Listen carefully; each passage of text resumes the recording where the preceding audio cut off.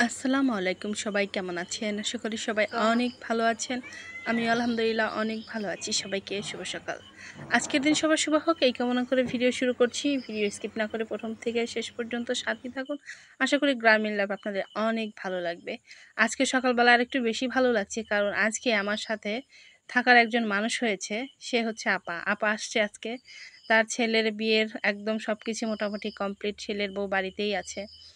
মাশাআল্লাহ আপা না থাকলে আমার একটু ভালো লাগে না। বিয়ের ১ম থেকেই আজ অব্দি আপার সাথেই আমরা আছি। আপারও ভালো লাগে না আমাদের কাছে না আসলে। বলে ৩-৪ দিন মনে হলো যে মানে মহাব্যস্তই ছিল। ছেলের বিয়ে বাড়ি বলে কথা। আর কি করবে? তো আপা না আপাকে তো বারবার করে ডাকতে পাঠিয়েছিলাম, "আপা আসেন, আপা আসেন।" তো ব্যস্ততার কারণে আসেনি, কি আর করবে?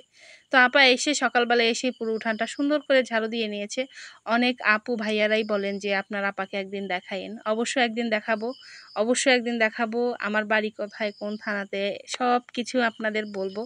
একদিন বলবো। অনেকেই প্রশ্ন করছেন, "আপা আপনার সিরাজগঞ্জ জেলায় বাড়ি ঠিক আছে, কোন থানাতে?" এক আ আপু কমেন্ট করেছিল। তো সেই আপুর উদ্দেশ্যে আমি বলছি যে, "আপু একটু ওয়েট করেন। কিছুদিনের মধ্যেই বলবো, অবশ্যই বলবো।" আরেকটি খুশির সংবাদ দেওয়ার আছে সেটাও বলবো। আ সব একসাথেই বলবো আমি। আসলে আমার বাড়ি কোন জায়গায়, আসলে সবকিছু আসলেই বলা উচিত। কারণ সবাই আমার ব্যাপারে আ জানতে চায়। সবাই যখন আমার ভিডিও দেখে তো আমার ব্যাপারে জানার কৌতূহল তো জাগতেই পারে, এটা স্বাভাবিক।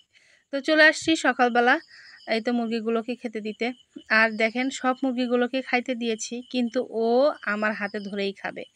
মানে নিচে অনেকগুলো আমি দিয়েছি ওদের খাবার। তারপরেও ও আমার পিছে, পিছে ঘুরবে আমার হাতে ধরে খাওয়ার জন্য। ওর সাথে আরো ২ টা একটা মোরগ মুরগি ছিল। আমার খুবই খারাপ লাগছে ওদের জন্য। যদিও ওরা আর নেই। একটা মারা গেছে, আরেকটা হচ্ছে আ ঘরেতে ডিম দিয়ে বসিয়ে দিয়েছিল ওর সাথে ওর বোনকে। ওর বাচ্চা ৪-৫ দিন এরকম সময় উঠবে। আর এর মধ্যে ওর মাকে বেজি মেরে রেখে গিয়েছে। আর ডিমগুলো সব নষ্ট হয়ে গেছে। ডিমের মধ্যে সবগুলোতে বাচ্চা ছিল কিন্তু মা না থাকার কারণে কি আর করা। ডিমগুলো সব বাচ্চাগুলো মরে একদম আ শেষ হয়ে গিয়েছিল। সবগুলো ডিম বাচ্চাওয়ালা ডিম সব ফেলে দেওয়া হয়েছে। তো এদিকে সকালবেলা আমার শ্বশুর ঘুম থেকে উঠেই সোজা আ সে জামাকাপড় কিছু বালিশের কভার আর ছিল, বিছানার চাদর ছিল সেগুলো ধুয়ে দিয়েছে। তো ঘুম থেকে উঠেই সে ধুয়ি শুরু করে দিয়েছে। আজকে তো নিবিড় নাই। গতকালকে বিকালের দিকে নিবিড় ওর আব্বুর সাথে গ্রামের বাড়িতে গেছে। আজকে আসবে, দুপুরের মধ্যে ও চলে আসবে।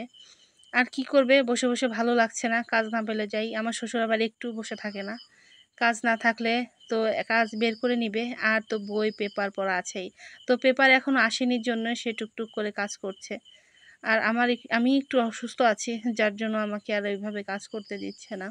আমিও করতে পারছি না। আর টুকিটাকি কাজ যেটাই আছে সেটাই করে নিচ্ছি। কারণ আজকে শরীরটা খুবই খারাপ। আর এই তো গতকালকের এই তো আ আমার কিছু কাপড়-চোপড় ভেজা ছিল সেগুলো রোদে দিয়ে দিচ্ছি। কেমন যেন আকাশটা মেঘলা, মেঘলা করছে। পুরো আকাশটা একদম মেঘ। জানি না আ কাপড়গুলো শুকাবে কিনা। তবে কালকের এই কাপড়গুলো শুকিয়ে যাবে। তো বাকি কাপড় আরও আছে সেগুলোও ধুয়ে দেওয়া হচ্ছে। কি যে অবস্থা! মানে ভেজা কাপড় না থাকলে আমার একটু ভালো লাগে না। ঘরে ভেজা সবকিছু থাকলে কেমন যেন স্যাঁতসেঁতে ভাব, গন্ধ হয়ে যায়। এই দিনের আ মানে বৃষ্টির দিনের জামাকাপড় ভেজা থাকলে না কেমন জানি হয়। দেখা যায় যে ওই ভেজা কাপড় কেমন জানি গন্ধ হয়ে যায়, পরে আবার ধুয়ে দিয়ে রোদে দিতে হয়। এরকম অবস্থা পড়াই যায় না বললেই চলে। তো আমি অনেকদিন ছিলাম না, যার জন্য এই ৩-৪ দিন ধরে কাপড়-চোপড় ধুয়ে, ধুয়ে এত মহাব্যস্ত ছিলাম, এত কাজ করেছি যে আমি মানে ক্লান্ত বলতে আমি অসুস্থই হয়ে গেছি। আমার ঠান্ডা লেগে গেছে বললেই চলে। রাত্রেবেলাতে ওষুধ খেয়ে নিয়েছি যে ঠান্ডা লাগলে তো আমার অবস্থা আরো কাহিল হয়ে যাবে। তারপরে নিবিড় অসুস্থ, আমার শাশুড়ি অসুস্থ। আমি যদি অসুস্থ হয়ে যাই তারা তো আরো অসুস্থ হয়ে বেশিই পড়বে। তো এই তো দেখেন উম বাইরে আসলাম বাড়ির বাইরে। আজকে যেন পানি আরো বেশি বেড়ে গেছে। প্রত্যেকদিন পানি বাড়ার উপরেই আছে। আর ২ দিন এরকম বাড়লে তো এই রাস্তা একদম ছুঁই, ছুঁই হয়ে যাবে। এরকম অবস্থা। নদী দেখেন একদম ভরা। আর পানিটা একদম ঘোলা মানে পানি বাড়ার মানে বাড়ছেই বললেই চলে। প্রত্যেকদিন ১.৫ ফুট ২ ফুট করে এরকম বাড়তেই আছে। এত দ্রুত পানি কখনোই আমি বাড়া দেখিনি। অনেকদিন ধরেই আমি আ এখানে আছি, আমার শ্বশুরবাড়ি আছি। আমার বিয়ের পর থেকে আমি এত দ্রুত পানি বাড়া দেখিনি। এত তাড়াতাড়ি পানি আসছে। মাশাআল্লাহ দেখতে অনেক ভালো লাগছে। বন্যার পানি দেখতে আসলে অনেক ভালো লাগে। বন্যা পানি আসলেও অনেক ভালো লাগে, কিন্তু সবারই তো আর ভালো লাগা কাজ করে না এখানে। অনেকের অনেক ক্ষয়ক্ষতি হয়ে যায়, যারা দিনমজুর দিন এনে দিন খায় তাদের জন্য তো আরও বেশি সমস্যা হয়ে যায়। যাদের কাঁচা বাড়ি, গরু ছাগল হাঁস মুরগি আছে তাদের জন্য তো আরও বেশি ক্ষতি হয়ে যায়। যাই হোক, পানি নদী দিয়ে আসছে, নদী থেকেই যেন নেমে চলে যায়, উপরের দিকে আর যেন না ওঠে, কারণ অনেক মানুষের ক্ষতি হয়ে যাবে। এই তো একটু যাই, রান্না বান্নাটা শেষ করে নেব। আপা এসে উঠানটা ঝাড়ু দিয়ে তো সুন্দর করে কাটাকুটো শুরু করে দিয়েছে। আমি এদিকে ভাতটা উঠিয়ে দিয়েছি, আমি এখন ভাতের কাছে বসবো। আপাকে বললাম আজকে সবজি ভাজি করব, আলু বেগুন। আমার শ্বশুর এত বেগুন এনেছে, বেগুনগুলো অনেকটা নষ্ট হয়ে যাচ্ছে, ভিতরে পোকা টোকা আছে। ভাবলাম যে এগুলো খেয়েই শেষ করে ফেলি, আলু দিয়ে বেগুন দিয়ে ভাজি করব, তাড়াতাড়ি শেষ হয়ে যাবে। আর মাছের মাথা রান্না করব, মাছের মাথা সুন্দর করে ভেঙে, ডাউল দেব না, ডাউল দিলে মুড়িঘণ্ট বলে, এমনি দিয়ে দেবো, কারণ আমার শ্বশুরের পেটটা তেমন একটা ভালো না। শাশুড়ি ডাউল দেখলে তার পেট মানে অনেকটা খারাপ হয়ে যায়, যার জন্য ভাবছি যে মাথাটা এমনি সুন্দর করে কষিয়ে ভেঙে রান্না করব। গা মাখা চূড়া করলে খেতে অনেক মজা লাগে, মাঝে মধ্যে আমি এরকম করি। তো আমি না থাকার কারণে 3-4টা মাথা একদম ধরা আছে, তার থেকে একটা মাথা রান্না করব। কাতল মাছের মাথা, একটা আছে ব্রিকেট মাছের মাথা, আর একটা আছে মিরকা মাছের মাথা। তো আজকে যেটা রান্না করব সেটা হচ্ছে বড় কাতল মাছের মাথা, সেটাই রান্না করে নেব। খেতেও অনেকটা ভালো লাগে। আমার শ্বশুর বলে, তোমার হাতের কাতল মাছের মাথা ভাঙা যে রান্নাটা তুমি করো আসলে অনেক মজা হয়। তো এই তো আগে ভাজিটা উঠিয়ে দিলাম, তারপরে কাতল মাছটা রান্না করব। আর আমার এই রান্নাঘরের চালটা এত খারাপ হয়েছে যে উপরে যে পলিথিনটা দিয়ে দিয়েছি, পলি কাগজটা দিয়েছি, সেটা এত বড় যে মানে 4-5টা এমনভাবে ঢেকে দিয়েছে যে আলো আসতেই পারে না, বাতাসও আসতে পারে না। যখনই রান্না করি গরমে অবস্থা কাহিল হয়ে যায়। তারপরে অন্ধকারে আর ভিডিওও তেমন একটা আসে না। তো তরকারি রান্না করছি, ভাজি করছি। আমি এখানে রান্না করলে তরকারি ভাজি যাই রান্না করি সব কিছুর কালারটা এত সুন্দর হয়, আলোর জন্য কেমন জানি সব কিছু ফ্যাকাশে দেখা যাচ্ছে, দেখতে ভালো লাগছে না। রান্না করছিলাম আর মাঝে মাঝে এমন আকাশে মেঘ ডাকছে যে বলার মতো না। উঠোনে কাপড় চোপড় দিচ্ছি, সুন্দর রোদ উঠছে, টানা রোদ উঠছে, আবার 5 মিনিট পরে আবার বৃষ্টি শুরু হয়ে যাচ্ছে। না হলেও অমন 10 বার আমি কাপড় চোপড় সব মেলে দিয়েছি, আবার উঠিয়েছি, আবার মেলে দিয়েছি, কাপড় উঠিয়েছি। তো শেষবার বলছি যে এইবার আর মেলে দেব না, হাজার রোদ আসলেও আর মেলতে পারবো না, আমার এত মেজাজ খারাপ হয়ে গেছে। বারবার রান্নাটা অফ করে দিচ্ছি আর কাপড় চোপড়গুলো সব রোদে দিচ্ছিলাম, কারণ ভেজা কাপড় চোপড় না থাকলে একটু ভালো লাগে না। তো আমার শাশুড়ি বারান্দা থেকেই বলছিল যে এতবার বের করে দিচ্ছ আবার তুলে রাখছো, বৃষ্টি আসবে, আকাশটা মানে মেঘ মেঘ করছে, তারপরেও বারবার বৃষ্টি ছিটাফোঁটা নামছে আর তুমি রোদ উঠলেই দিয়ে দিচ্ছ 5-10 মিনিটের জন্য। বললাম যে না, 5-10 মিনিটের জন্য যাই দিয়েছি, কাপড়টা গরম হলে অনেকটা শুকনো শুকনো লাগে। দেখেন বলতে বলতে একদম বৃষ্টি শুরু হয়ে গেছে, এত বৃষ্টি শুরু হয়ে গেছে যে বলার মতো না। আমি আপা বারান্দাতে বসে আছি, রান্নাবান্না সব শেষ। আমরা সকালবেলা খাওয়া দাওয়া শেষ করেছি, এখন বাজে প্রায় 12:30। এর মধ্যে বৃষ্টি শুরু হয়েছে, মুষলধারে বৃষ্টি। 1 ঘন্টা হয়ে যাচ্ছে বৃষ্টিটা একদম থামছেই না বললেই চলে। উঠোনে সব বালি মাটি একদম ধুয়ে নদীতে চলে যাচ্ছে। মানে উঠোনটা এত, এই আমাদের যে ঘরের যে আমাদের কুয়া বলে, এটা প্রায় অর্ধেক ছিল।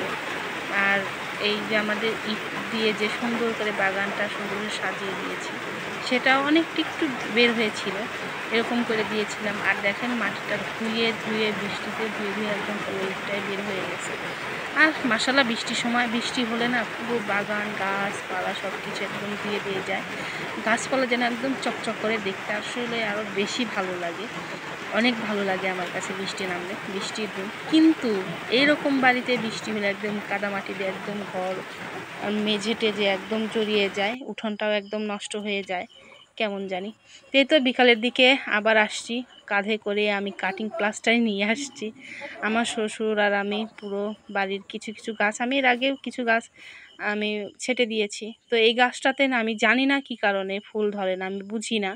এত সুন্দর রঙ্গন গাছ যে আমার শ্বশুর বলছে এই গাছের বয়স আর বাড়ির বয়স সমান। এতদিন হলো এই গাছটা এখানে আছে, তারপরে কোনো রকমের ফুল দিচ্ছে না। তো বারবার করে আমার শ্বশুর একটু মন খারাপই করে ফেলছিল যে গাছটা কেটে ফেললেই ভালো হয়, শুধু শুধু গাছটা বসে আছে, একটু ফুল দেয় না। কি আর বলবো, বললাম যে ফুল দেয় না সেটা ঠিক আছে, কিন্তু সবুজ যে কালারটা সেটা তো দেয়, দেখতে অনেকটা ভালো লাগে। তো একদম মাছ জায়গায় কেটে দিলাম গাছের। তো ওখান থেকে আমি এইখানে একটা চারা বসিয়েছিলাম এই টবের মধ্যে। ২-১ টা করে ফুল আসে, খুব একটা যে বেশি ফুল আসে না, খুবই টকটকে লাল এই রঙ্গল ফুলটা, এটাতে ২-১ টা ফুল আসে। তো অনেকটা ভালো লাগে। তো এদিকে নিবিড় এই তো আমার দুপুরবেলাতে ওর আব্বু সিএনজি করে পাঠিয়ে দিয়েছে। তো আমাদের পরিচিত সিএনজি আসলে সেটাতেই ওকে পাঠিয়ে দিয়েছে। এদিকে মুরগিগুলোকেও খেতে দিয়েছি। একদম উপর থেকে সব ঘুঘু পাখিগুলো এসে মুরগির খাবারটা খেয়ে নিচ্ছে। আর নিবিড় আমাকে বলছে যে, "আম্মু আমি তো তোমার সমান হয়ে গেছি। আমার ছেলে যে এত তাড়াতাড়ি বড় হয়ে যাবে ৩-৪ মাসের মধ্যে আমি কল্পনাও করতে পারিনি। আমার উপর দিয়ে চলে গেছে।" মানে আমার উপর দিয়ে উঠেছে। তো বারবার করে আমার ছেলেটা বলছিল যে, "আম্মু আমার ভুঁড়ি হয়ে যাচ্ছে।" বললাম যে, "না, আমার ছেলের স্বাস্থ্য আল্লাহর রহমতে অনেকটা এখন ভালো। কিন্তু মাঝে, মাঝে ওর এমন অসুস্থ হয়ে পড়ে যে ছেলে এই তো আমার কলিজার টুকরা ছেলে।" আমার ছেলেটার কথাটা অনেকটাই অস্পষ্ট। তবে আমরা বুঝি। আমার ছেলের জন্য সবাই দোয়া করবেন। আমার ছেলে যেন সুস্থ স্বাভাবিক হয়ে যায়। আমার ছেলেটা এখনও ৪-৫ বছরের বাচ্চার মতো আচরণ করে। তো এখানে দাঁড়িয়ে থাকতেই পারছি না। এত মশা, আমি জানি না কী কারণে। পুরো বাড়িটা এমন করে পরিষ্কার করে রাখি, একদম পরিপাটি করে রাখি, পরিষ্কার করে রাখি। তারপরে জানি না এত মশা কোত্থেকে আসে।